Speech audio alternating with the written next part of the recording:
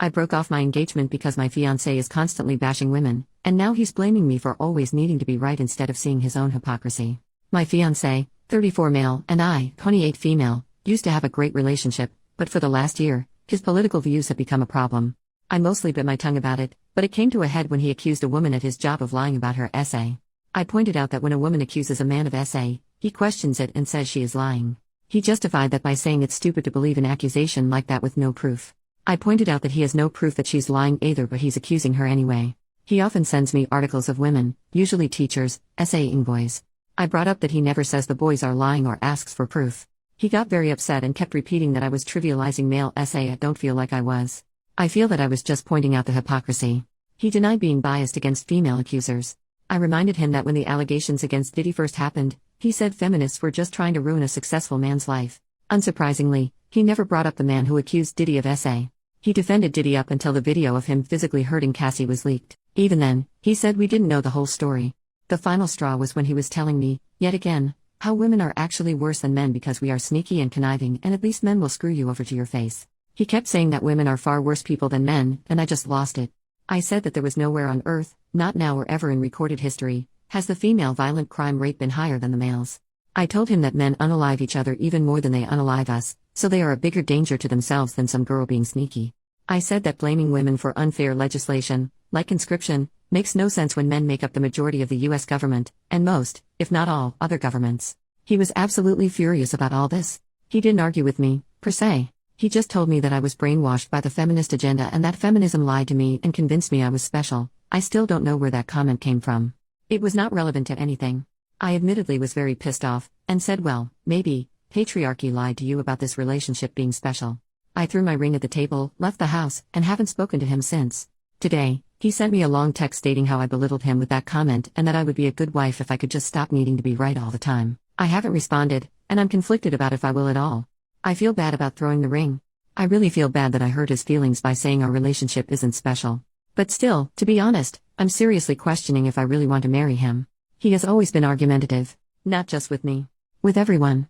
Normally, I just ignore it, but he was so egregious with his hypocritical bull crap. I shouldn't have taken the bait, and I don't feel like men are generally bad. I was speaking out of anger. I don't consider myself to be a super political person.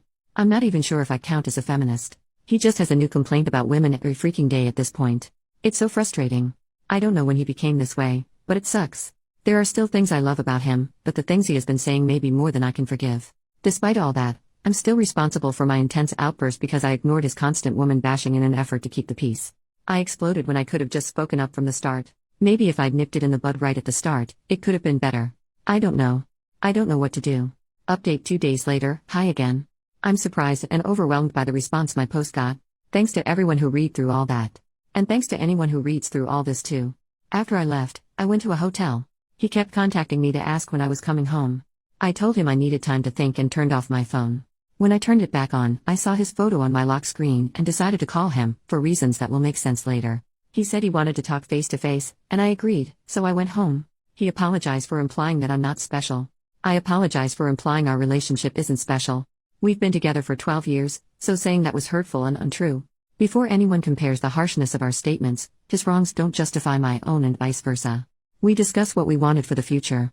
He said wants a traditional marriage and specified the following. 1. I would quit my job and we'd start trying for a baby right after the wedding. 2. I'd be a stay-at-home mom until the kids are old enough for primary school and we'd raise them as Christians. 3. He wants to protect and provide for our family, and I would be submissive. He assured me that I could still disagree with him and have a say, but he wants to ultimately have the final say in most things. He wants to be the man of the house. He asked if I understood what he wanted, and I said yes. When he asked me if I still wanted to get married, I told him that I didn't. He has the right to change his mind, but it's not the arrangement we agreed to when he proposed. This post is long enough, so I won't detail how he got into this gender essentialism stuff or why I don't want the type of relationship he's asking for. Suffice to say, we are no longer compatible. He wants to do a trial run of his preferred setup so I can see that it's for the best. I told him that we had a very successful trial run of not doing that for 10 years until he decided to switch things up a few years ago. He was unfazed by this. So about the lock screen, he has a small snaggletooth toward the back that he's always been shy about, so he never fully smiles in public. That photo is one of very few pictures where he is showing his real smile, and it's beautiful. Seeing that photo used to make me so happy. When I saw it this morning, I just felt sad. I know it sounds dramatic, But it feels like he died and was replaced by some kind of red pill pod person. When he asked me if I still loved him at all, I told him that I will always love him, but I'm not in love with him anymore. I get that many people had strong feelings about the things he said, and he definitely crossed the line several times, but this is still so hard for me to do. He's the only man I've ever been with and my best friend. I'm relieved that it's over but still sad about how it ended. I accept that he's a different person now, but it's hard not to think of what could have been.